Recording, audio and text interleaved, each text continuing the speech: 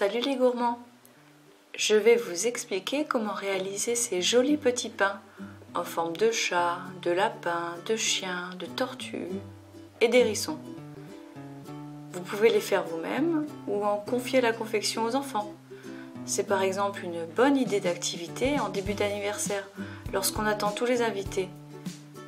Pendant la fête, on fait lever la pâte, on cuit les petits pains et chacun repart avec son œuvre.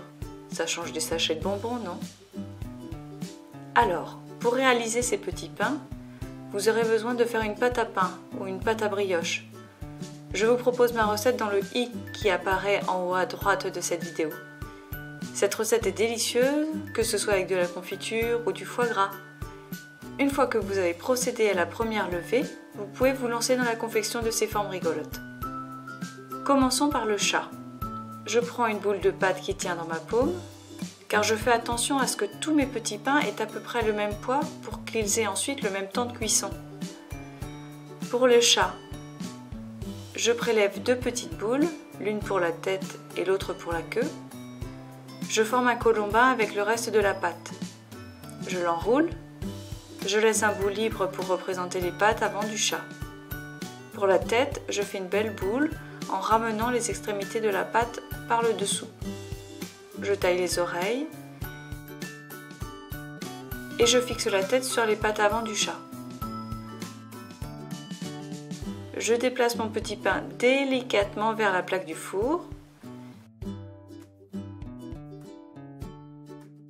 Enfin, je façonne la queue et je la fixe en la plaçant en dessous du corps. Pour les yeux, j'utilise des clous de girofle. Je fais déjà un trou avec un couteau, puis j'y fixe les yeux. Pour le lapin, on va procéder quasiment de la même façon que pour le chat. Mais cette fois-ci, je vais prélever trois petites boules, l'une pour la tête, une autre pour les oreilles et enfin une pour la queue. Avec le reste de la pâte, je forme un colombin que j'enroule. Je forme la tête et la queue et je les fixe sur le corps. Enfin, je façonne un ovale, je le coupe partiellement dans le sens de la longueur et voilà, j'ai les oreilles du lapin.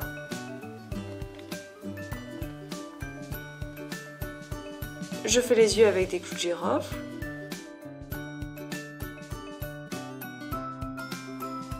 Puis je passe un peu d'eau au pinceau pour faire adhérer les différentes parties.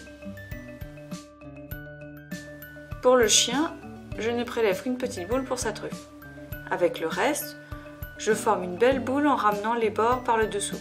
Je l'aplatis, puis je découpe les oreilles.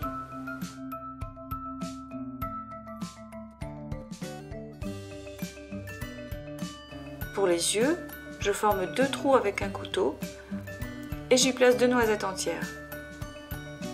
J'allonge ensuite un peu la tête et enfin, je fixe la truffe avec un peu d'eau. Il est super simple à faire. Je forme une boule ovale un peu allongée au bout pour faire la tête et le museau. Puis je prends mes ciseaux et c'est parti. Je taille des petites pointes sur tout le corps.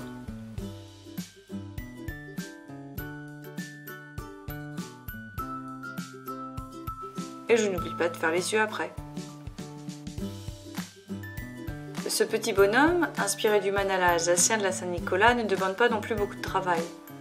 Je façonne un boudin, j'affine un bout pour former le cou et la tête, je coupe les bras et les jambes,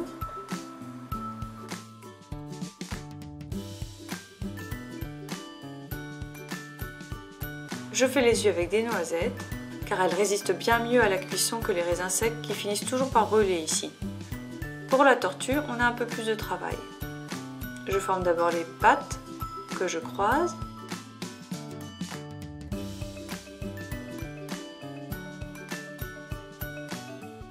Je fixe la carapace dessus. Je place la tête et la queue. Puis je prends un couteau pour quadriller la carapace. Enfin, j'ajoute les yeux. Je laisse à présent lever mes pains une demi-heure environ. Je préchauffe le four à 180 degrés. Je badigeonne les formes avec du jaune d'œuf pour les faire briller et j'enfourne pour 15 minutes environ. Voilà, vous avez à présent plein d'idées sympas pour faire de jolis pains.